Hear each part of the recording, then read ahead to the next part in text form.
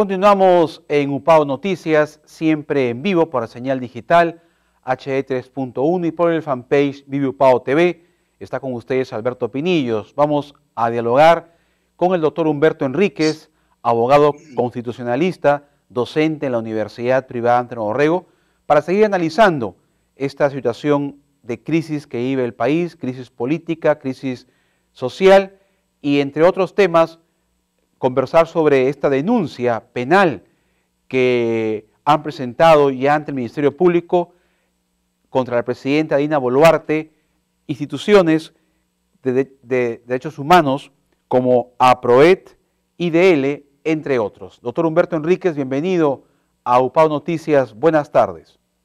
Muy buenas tardes. Bien, doctor, siempre en el afán de seguir brindando información, orientación a los televidentes e internautas, estamos obviamente seguimos en esta situación de inestabilidad política, de inestabilidad social. Hay hechos lamentables ya en lo que va del gobierno de la señora Boluarte. Lamentablemente se han registrado 60 personas fallecidas y se siguen generando grupos minorías en el sur del Perú, protestas, manifestaciones que ya han transgredido el orden constitucional y se han convertido en hechos vandálicos y podríamos decir terroristas. Por ejemplo, lo último que ha ocurrido en el Brain, ya se ha hecho un informe y se ha considerado que eso es un atentado, una emboscada terrorista donde han fallecido 6 policías.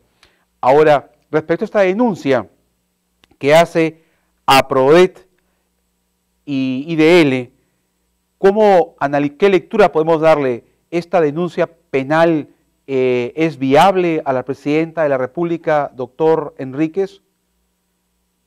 A ver, mira, cualquier persona que se sienta afectada por la comisión de un acto que considere que es un delito, está en la posibilidad de hacer las denuncias que crea pertinente. En este caso, los organismos de derechos humanos, o ONGs especialmente, que ya sabemos también la tendencia que tienen, ¿no? O sea, ideológicamente ellos tienen un móvil que tiende a adelantar opiniones en el sentido de que sería la policía y el ejército los que están violando derechos humanos. Y lógicamente eso tendríamos que nosotros ponerle paños fríos y esperar que el Ministerio Público haga su trabajo, investigue y si hay razones, individualice, porque no se puede generalizar que las Fuerzas Armadas o la Policía Nacional son pues violadores de derechos humanos. Que se individualice y se diga si alguien ha cometido exceso y entonces el Poder Judicial se encargará de sancionar. Yo siempre digo que en estos casos lo que hay que hacer es esperar que los órganos del Estado que tienen esta tarea, como el Ministerio Público y el Poder Judicial, sean los que definan si hay o no violación a derechos humanos. Pero de que se hayan planteado denuncias de violaciones en estos momentos, a mí me parece que es normal, porque los organismos de derechos humanos tienen una función en ese sentido, pero insisto que la ideología que envuelve a estos organismos de derechos humanos, que ya la conocemos, también están tratando de aprovechar para desprestigiar a la policía y a las Fuerzas Armadas. Eso sería más la intencionalidad, porque más allá de eso, yo no veo que la presidenta o el primer ministro hayan dicho, oiga, a las Fuerzas Armadas o a la Policía Nacional, vayan y disparen y maten. Yo no creo que eso suceda, ¿no? Pero de todos modos, es bueno que se investigue y si hay razón para ello, bueno, tendrán que recibir sanciones, ¿no? De acuerdo. Y en este contexto, doctor, de crisis social, de convulsión social, y hay que decirlo, ha habido una emboscada terrorista el fin de semana en el Brain, donde han fallecido 6 efectivos de la Policía Nacional, y precisamente el día de ayer el jefe de la DIRCOTE ha confirmado y ha recalcado que se trató de un atentado terrorista. ¿Cuál es su lectura, doctor? Estamos nuevamente regresando a esos tiempos del terror en el que creíamos de que ya habíamos superado el terrorismo, pero esto está demostrando de que todavía está en el Perú esta preocupación de Sendero Luminoso, sobre todo en el Braen, y sustentado, solventado por el narcotráfico. A ver, primero, en la misma línea que estamos analizando, ya han habido algunos opinólogos que igualmente, de tendencias de izquierda fundamentalmente, que consideran que lo que ha habido en el Braen ha sido una especie de ajuste de cuentas. Es decir, les están tratando de limpiar la cara de que este es un atentado terrorista, definitivamente, por lo que hemos visto, es un hecho terrorista.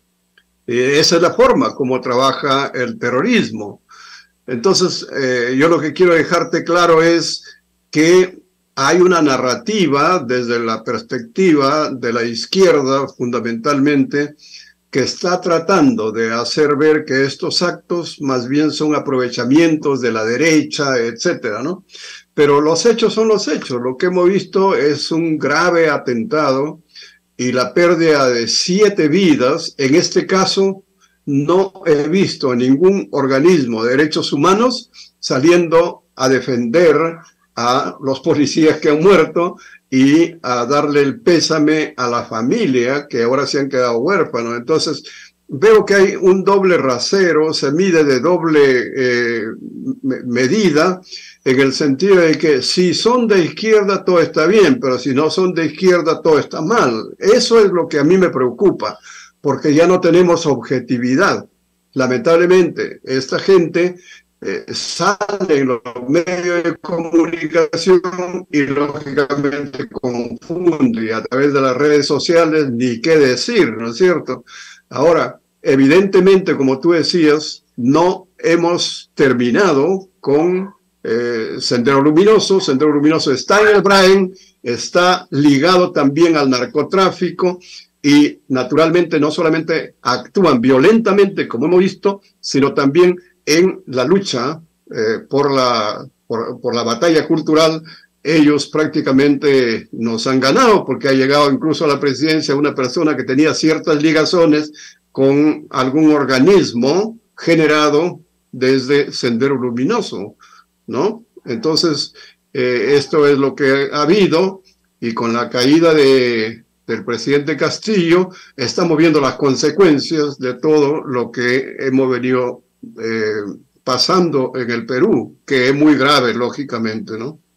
Bien, y como hemos conversado, doctor Enríquez, también en anteriores oportunidades, hay obviamente intereses en esta parte del continente de Sudamérica, de países como Colombia, Bolivia, Venezuela, de tener cierta injerencia, de querer opinar respecto a la situación política, de entrometerse en los asuntos propiamente de nuestro país. Y ayer justamente el Congreso, la Comisión de Relaciones Exteriores, aprobó una moción para declarar persona no grata al presidente de Colombia, al tratar de comparar el comportamiento de nuestra Policía Nacional con los nazis. ¿Qué lectura le da usted a este hecho, doctor Enríquez? Y si es que esta diríamos, moción de declarar persona no grata podría afectar las relaciones internacionales con el hermano país de Colombia. A ver, esto confirma de que existe una organización que está, digamos, dentro de lo que conocemos como el Foro de Sao Paulo, o ya los otros foros que se han realizado en México, en Colombia, etcétera. Y todos ellos apuntan a que en el continente todos tienen que seguir la misma línea. Para ellos debe ser muy doloroso que en el Perú se les haya de alguna manera escapado este país y no entre en la misma órbita. Y eso es lo que estamos viendo, porque la reacción de México, la reacción de Colombia, la reacción de Nicaragua, la reacción de los argentinos es muy clara, defendiendo a Castillo y haciendo creer al mundo de que el que ha dado el golpe de Estado es el Parlamento y no precisamente Castillo. Bueno, esa es una narrativa de la izquierda. Ellos con el lenguaje intentan crear su propia narrativa que de algún modo, por los medios de comunicación que les permiten transmitir todas estas cosas, tienen acogida en el extranjero también. Pero bueno, hasta ahí, perfecto. Pero cuando ya el presidente Petro, y ya no es la primera, es la segunda o la tercera vez que interviene en contra del Perú, con frases realmente que son insultantes, porque no se puede comparar a la policía del Perú con la policía nazi, porque acá la policía lo que ha hecho es constituir un muro para que no se destruya la capital, ¿no es cierto? Entonces, lógicamente esa es una ofensa, y lo menos que ha podido hacer el Parlamento me parece que es declarar persona no grata. Ahora, eso desde el punto de vista del Parlamento. El Ejecutivo debería llamar también a los embajadores, ¿no? Y pedir explicaciones, qué es lo que está pasando, por qué tanta violencia verbal en contra del Perú, ¿no? ¿Acaso no somos un país amparado por el Estatuto de la ONU que dice que no hay injerencia en los asuntos internos de los países? No vamos a decir que ellos desconocen que esto es así, ¿no es cierto? Sin embargo, tienen intromisión, lo hemos visto pues también con Evo Morales, que ha entrado prácticamente a desorganizar todo el sur y a generar todos estos movimientos que ahora se están expresando violentamente. Así que lo que veo es que el gobierno no está tomando decisiones que sí debiera tenerlas, ¿no? Está, yo diría, muy adormecido. No sé si lo que quiere es al final revertir esto en el sentido de que quienes están atacando es la izquierda o el Foro de Sao Paulo y que ella es una víctima. Pero ya estamos más de un mes y medio en actos de violencia, en agresiones, etcétera, y como presidenta del Perú le toca gobernar, ¿no? Le toca tomar decisiones, lamentablemente, eso es así. Bien, doctor, y finalmente, ¿cuál debe ser la solución? ¿Hacia dónde debemos de dirigir nuestra atención, siempre dentro del orden constitucional, para culminar con estos enfrentamientos, con este divisionismo, con este vandalismo, con ese terror que están generando estos grupos minoritarios en el sur del Perú? Bueno, yo creo que desde la perspectiva que nosotros manejamos, que es el constitucionalismo, uno de los valores más importantes es el orden. Si no hay orden, todos los demás valores, podríamos hablar de libertad, podríamos hablar de justicia, es imposible. De manera que lo primero que tiene que hacer el gobierno es poner orden, pero lamentablemente no lo está haciendo tampoco. Entonces, yo creo que esperar que se cansen y por cansancio ya no exista ya estas protestas, me parece que es una visión un poco difícil de poder entenderla, porque realmente ellos paran un tiempo y regresan nuevamente con sus movimientos a los que le llaman protestas, pero que la verdad son actos bastante subversivos, ¿no? Correcto, doctor. Muy bien, le agradecemos su participación al doctor Humberto Enríquez en UPAO Noticias. Muy amable, doctor. Muchas gracias. Seguiremos en contacto. Muchas gracias a ti. Muchas gracias, Beto. Gracias, doctor. Bien, así hemos llegado a la parte final de UPAO Noticias. Agradecemos a los televidentes e internautas por la sintonía. Nos reencontramos en una nueva edición el día de mañana. Gracias. Buenas tardes.